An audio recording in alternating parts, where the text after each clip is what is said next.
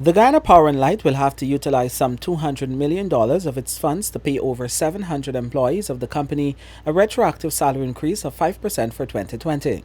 It comes weeks after employees of GPL staged a protest against the delay in the payment of their salary increases.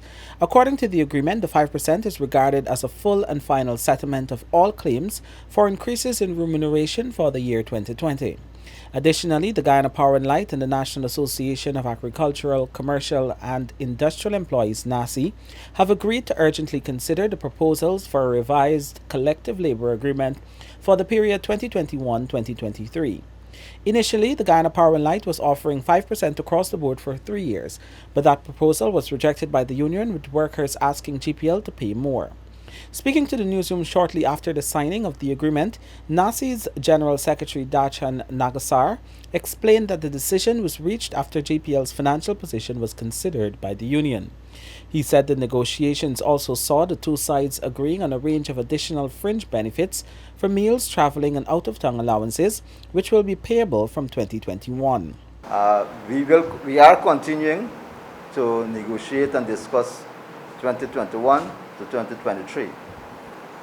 There is some fringe benefits that we have already agreed to, which will be implemented from 2021, but we haven't signed that agreement as yet. So as soon as we finish those discussions and get to an agreement, we will be here again.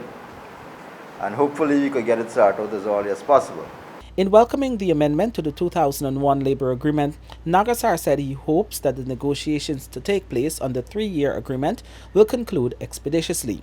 At the March 22, 2021 meeting, the union had asked GPL to pay workers 7% for 2021 and 9% for 2022. Meanwhile, the Guyana Power and Light's Deputy Chief Executive Officer Renford Homer said GPL, like the union, was happy with the achievement. He acknowledged that the prolonged negotiations had resulted in frustration among the staffers who are represented by NAACIE. Remember that whilst we obviously want to honor and respect the fact that there are expectations by our colleagues premised on inflation and all the things that we saw obtained last year, we still have to balance that with what is the company's financial position.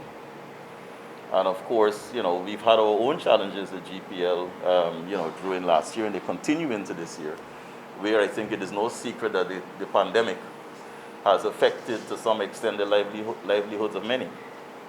And so whilst we continue to deliver a service, of course, we have high expectations that for those who receive the service, they would respond to their bills in a very positive way, because that's the main driver towards GPL's income and how we set about basically managing our operating expenses, which include things like employment costs, as well as other forms of capital investment.